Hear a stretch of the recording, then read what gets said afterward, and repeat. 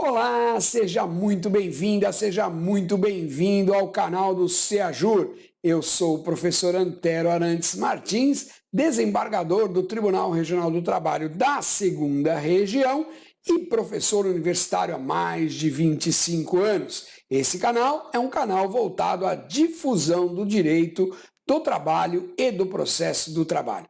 Hoje nós vamos tratar de um assunto muito difícil. Uma das maiores dificuldades que os advogados que atuam no direito do trabalho encontram, que é a questão do enquadramento sindical. E isso acontece porque o sistema do direito coletivo brasileiro é um sistema muito peculiar.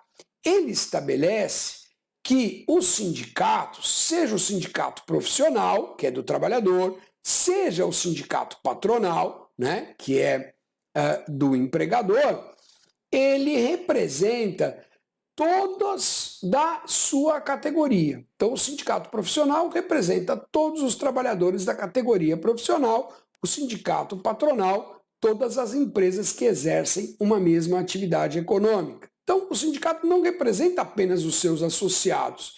A sua representação é voltada para a atividade que aquelas pessoas exercem, atividade profissional para o empregado ou atividade empresarial para o empregador. Bom, muito bem.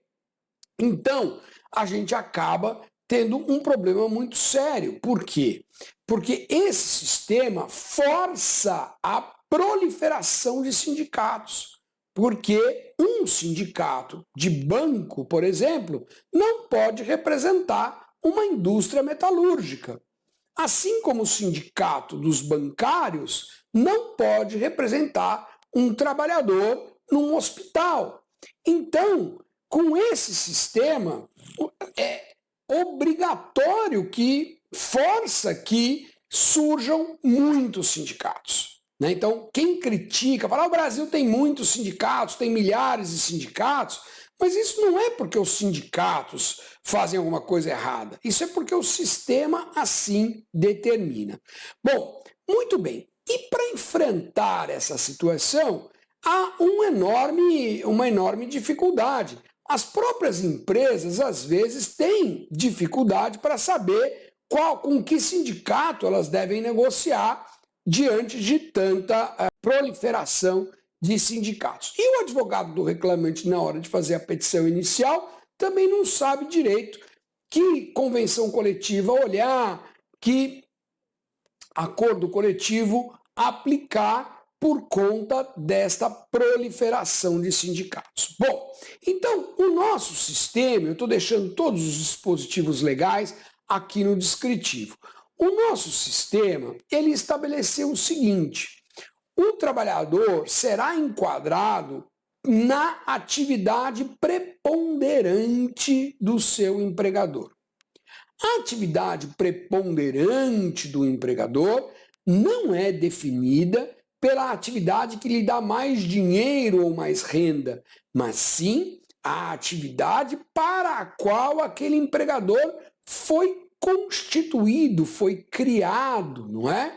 Então, a atividade preponderante está relacionada diretamente ao seu objeto social, ao seu objetivo societário, não é?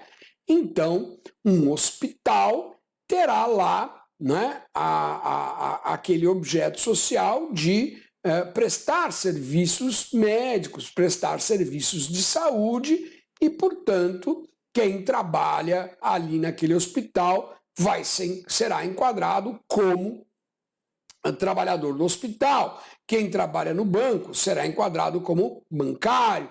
Quem trabalha na indústria como industriário. Quem trabalha no comércio como comerciário e assim por diante. Esta é a regra geral. Então, o que você precisa verificar pela regra geral é a empresa. Qual é a atividade preponderante da empresa? Você é advogado reclamante, foi lá, recebeu aquele trabalhador no seu escritório, ele quer entrar com uma reclamação trabalhista, ele fazia horas extras. Então ele trabalhava onde? Ele trabalhava numa rede de fast food. Não vou dizer nenhum nome aqui, mas vocês imaginem um nome aí. Ele trabalhava lá numa rede de fast food. Ah, então tá bom. Então eu tenho lá o sindicato das empresas que exercem o comércio de alimentos no regime de fast food, né? Porque existe um sindicato separado do fast food para o sindicato dos bares e restaurantes tradicionais. Então, a Era Fast Food não é o sindicato dos bares e restaurantes, é o Sindifest, é o sindicato dos trabalhadores em empresas de fast food. Muito bem, então você vai lá porque ele está enquadrado na atividade preponderante do empregador. Bom, primeira situação que pode acontecer. Uma empresa tem duas atividades e nenhuma delas é preponderante. Ela tem duas atividades autônomas, não é? Então imagina uma indústria, por exemplo, que produz artefatos de borracha, produz pneus para automóveis, para caminhões, e enfim, não é?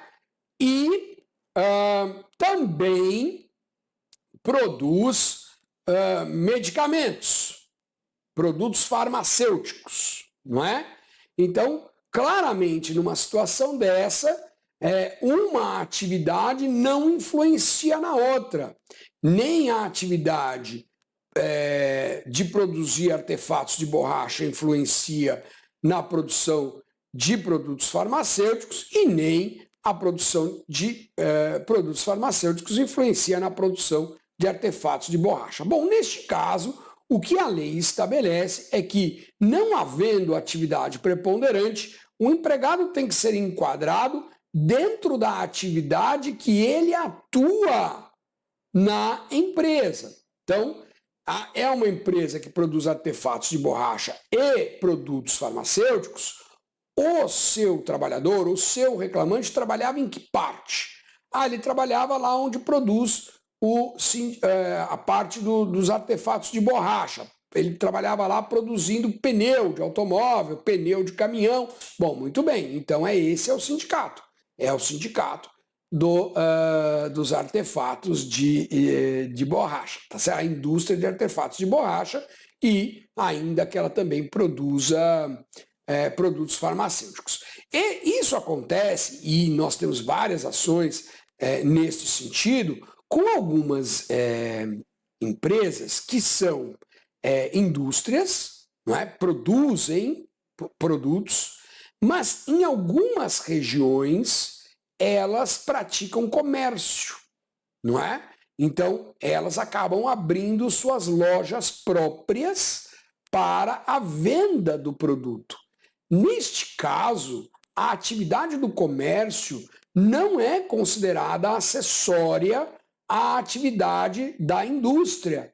Ela é considerada uma atividade autônoma e, portanto, os trabalhadores da parte do comércio o contrato tem que seguir a norma coletiva do Sindicato dos Comerciários, ainda que ela seja uma indústria, porque naquele momento ela está exercendo uma segunda atividade econômica que não se relaciona de modo acessório a outra atividade que é a industrial. Ela existe de forma autônoma, então o enquadramento tem que ser na atividade autônoma.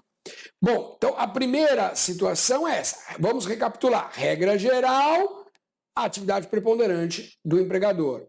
Primeira situação, quando o empregador tem duas ou mais atividades e nenhuma delas é preponderante em relação à outra, nenhuma delas se utiliza da outra para ser realizada. A outra não é acessória, é autônoma. Então aí eu tenho que ver em que parte da empresa o trabalhador atua. E uma terceira e última situação é a situação da categoria diferenciada, aquele trabalhador que tem estatuto próprio, e aí então ele não se enquadra na atividade preponderante do empregador. Que exemplo que a gente vai pegar? Vamos pegar um advogado que é empregado de um banco.